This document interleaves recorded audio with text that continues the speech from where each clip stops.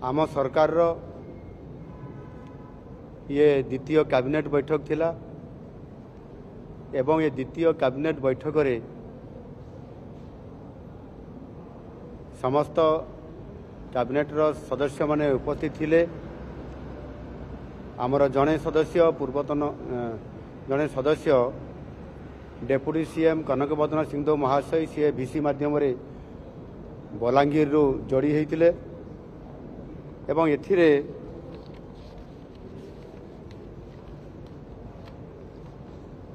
पांचटी प्रस्ताव थिला एवं ये पांचटी प्रस्ताव आज लंबा समय 3 घंटा पर्यंत आलोचना हला परे सबू निष्पत्ति गुड़िक आमर प्रस्ताव गुड़िक निष्पत्ति निया जाइछि। प्रथम प्रस्ताव है राज्य रे सर्वनिम्न मजूरी जो संशोधन करिवार आवश्यकता थिला ताहा आज निष्पत्ति क्रमे आज ताकू संशोधन करा जाइछि। सर्वनिम्न मजूरी अधिनियम 1948 प्रावधान अनुजाई आमर जो अनुसूची रे सर्वनिम्न मजूरी तार धार्य समीक्षा और संशोधन करने को राज्य सरकार क्षमता प्राप्त अछंती ता उपरे आलोचना करा जाइथिला एवं वर्तमान सर्वनिम्न मजूरी संशोधन संपर्क में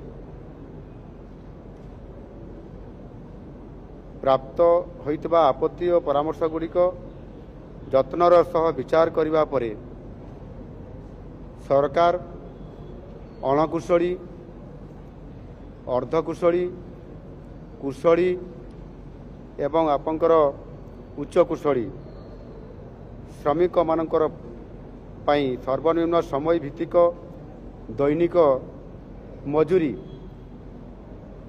जहाँ पूर्वर थिला यथाक्रमे आपंकर 352 टंका थिला ता 450 टंका को वृद्धि करिया पई आज निष्पत्ति निया गला। एथिरे 98 टंका वृद्धि करा जाइछि।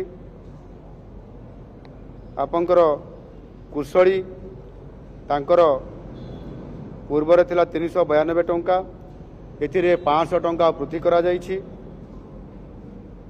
500 टंका को वृद्धि करा जाइछि जोथिरे कि 108 टंका एथिरे अधिक रखा जाइछि। एवं आपंकर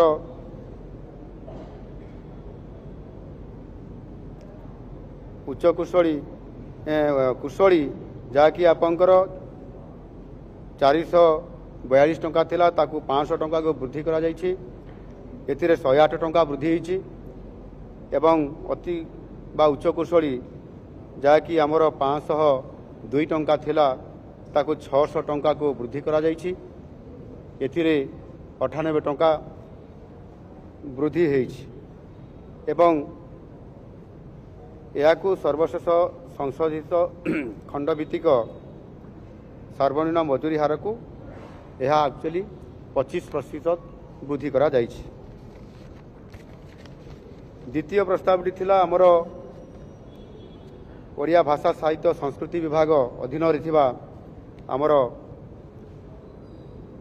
ओडिया अस्मिता निमित्त एवं एथिरे आज जो निष्पत्ति गुड़िक निया जाइछि सेथिरे ओडिया अस्मिता को उज्जीवित करिबा पई एवं ओडिशार कला साहित्य स्थापत्य संस्कृति ऐतिह्यर प्रचार प्रसार को प्रोत्साहित करिबा पई एथिरे आजिर कैबिनेट बैठक रे गोटे ओडिया अस्मिता पई प्रारंभिक भाव में गोटे स्वतंत्र पांठी बा कॉर्पस फंड गठन करा जाइछि। सेतिरे 200 कोटी टंका रखा जाइछि। ये स्वतंत्र पांठी बा कॉर्पस फंड रे विशेष करिकी ओडिया अस्मिता भवन गठन करिबा ओडिया अनुवाद एकाडेमी प्रतिष्ठा, विश्वस्तरीय तालपत्र पोथी संग्रहालय प्रतिष्ठा, पाइक विद्रोह स्मारकीर उन्नतीकरण, बालीजात्रा को अंतर्जातीय मान्यता पाई प्रयास, कलाकार गौरव निधि योजना, ओडिसी नृत्य और संगीत प्रशिक्षण निमंते आर्थिक प्रोत्साहन, जातीय विश्वविद्यालय और अंतर्जातीय विश्वविद्यालय रे ओडिया चेयर प्रतिष्ठा, जिला स्तरीय ई ग्रंथालय, ई लाइब्रेरी स्थापन, सांस्कृतिक दल परिचालना व्यवस्था, सीटीएमएस रो उन्नतीकरण निमित्त स्थिर करा जायछि। ए संबंधी डिटेल गाइडलाइन प्रस्तुत करने को विभाग को निर्देश दिगला एवं एक्सपर्ट मानक नहीं एक कमिटी गठन करा जिवो। भविष्य में आवश्यकता अनुसार कॉर्पस फंड रो आकार मध्य वृद्धि करा जिवो। प्रस्तावित सुपारिश को आहुरी व्यापक करने को कैबिनेट निष्पत्ति प्रदान कले। तृतीय प्रस्तावटी स्कूल एवं मास एजुकेशन ए विभाग जो राज्य में प्राथमिक और उच्च प्राथमिक विद्यालय गुड़िकर शिक्षार गुणात्मक मान वृद्धि निमंते 20,000 कनिष्ठ शिक्षक योजना भित्तिक नियुक्ति निमंते ओडिशा विद्यालय शिक्षा कार्यक्रम प्राधिकरण तरफ विज्ञापन प्रकाश करा जायथिला। ए मामलार विचार करी राज्यर मान्यवर उच्च न्यायालय कंप्यूटर बेस्ड टेस्ट सीबीटी परीक्षाफल आधार में आवेदनकारी योग्यता भित्तिक तालिका प्रस्तुत करने निमंते निर्देश देइथिले। उक्त निर्देशनामा अनुजाई आवेदनकारी योग्यता भित्तिक तालिका प्रस्तुत करा जाई अछि।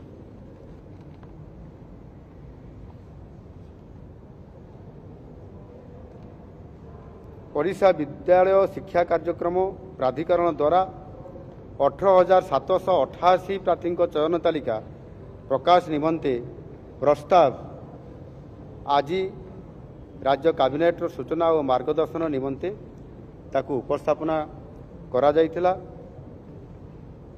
चयन तालिका रे अंतर्भुक्त प्रार्थी मानकर सर्टिफिकेट वेरिफिकेशन एवं नियुक्ति प्रक्रिया को त्वरान्वित करने को कैबिनेट विद्यालय और गणशिक्षा विभाग को निर्देश देइछंती।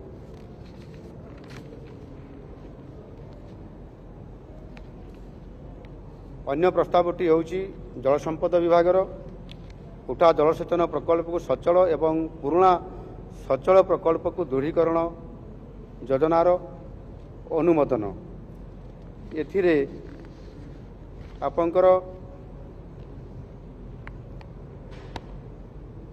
अचल गोष्ठी उठा जलसेचन प्रकल्प सचल पुराना सचल प्रकल्पर दृढ़ीकरण योजना माध्यम 2065 गोटी अचल प्रकल्प को सचल करा जाई आपातत 59,292 हेक्टर चाष जमी को पुनर्जलसेचन एवं 10,152 गोटी पुराना सचल प्रकल्पर सुदृढ़ीकरण करा जाई प्राय 2,26,888 हेक्टर परिमित सेचांचल चाष जमी को जलसेचन क्षमता सहित जलसेचनर सुपयोगरे समता आनिबा लक्ष्य योजनाटी को हाथ को निया जाई अछि, जहाद्वारा अचल प्रकल्पर पुनरुद्धार सहित प्रकल्प गुड़ी को अचल होबार संभावना को रोका जाई पारिबो। सेथिपाई आगुआ भावरे यहाकू कार्यक्रम करिबा पाई आज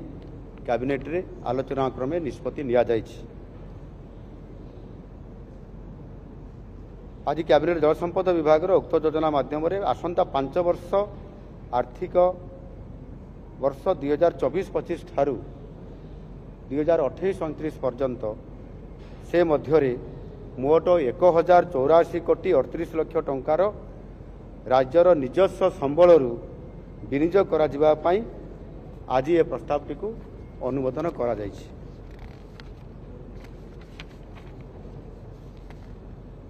एवं आपंकर पंचम प्रस्तावटी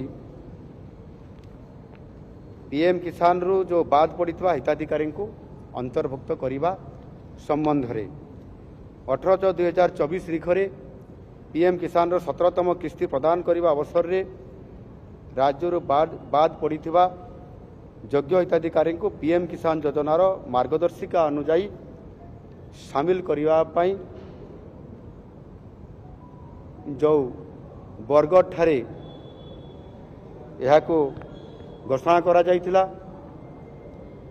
सेही अनुसार आज ताकू कैबिनेट को अणा जाइथिला।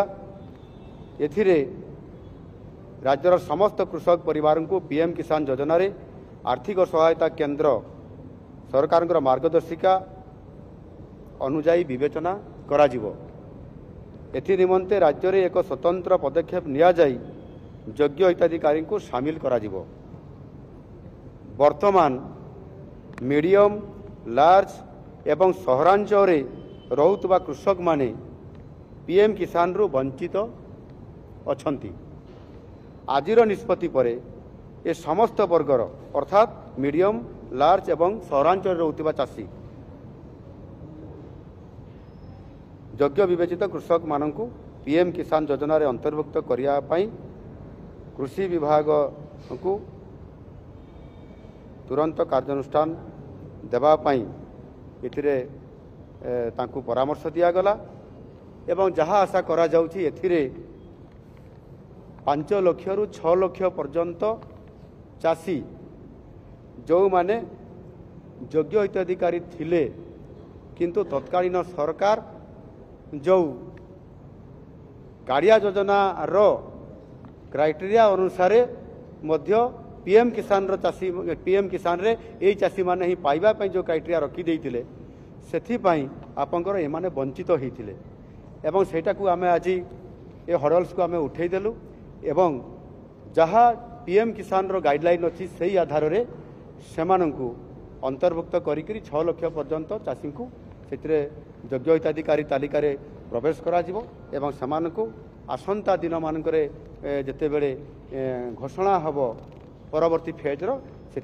अधिक 6 लाख अंतर्भुक्त हेबे एवं एमाने ये सुविधा पाई परिबे। एणु आज ये कैबिनेट द्वितीय कैबिनेट बैठकर ये जो गुरुत्वपूर्ण विषय आलोचना होता ता उपरे आमे ताकू आज संपृक्त विभाग को परामर्श देइछु एवं ताकू किभली भाव में तुरंत कार्यकारी करने सरकार आवश्यक पदक्षेप नौछंती। आजिर निष्पत्ति खूब शीघ्र निश्चित भाव में अनेक कार्यक्रम अच्छी जहाँकि 100 दिन जो कार्यखसड़ा अच्छी आम नुआ सरकार इथिरे मध्य अनेक गुड़िए योजना गुड़िक कार्यकारी बा लंचिंग तार कराजिबार मध्य व्यवस्था अच्छी या खूब शीघ्र कार्यकारी करा जिवो। आज प्रेस विज्ञप्ति रे जो कथा आज आमे रखिलु ता निश्चित भाव में ओडिशार लोकमानकर पाखकु ये वार्ता निश्चित भाव में जीवो। सेतिपाई आपण मानक पाखरे मध्य आमे एक कथा को रखिकी आपण मानक अनुरोध कलु निश्चित भाव में ताकू तल को पहुँचाइया पाई। धन्यवाद।